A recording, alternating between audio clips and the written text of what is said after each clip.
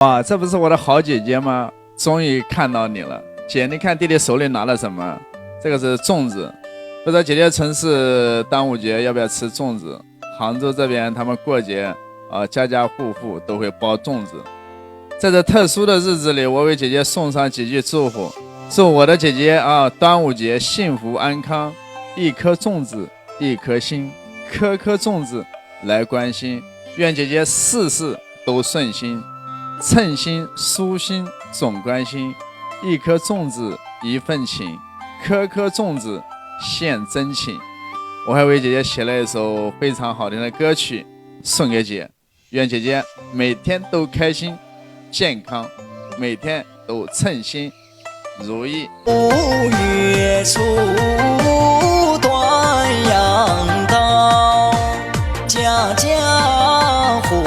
户挂哀巢，驱邪求安感蚊虫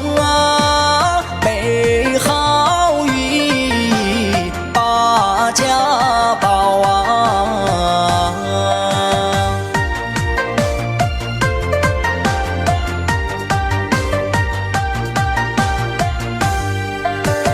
端午到来落粽香，百米龙舟水上扬，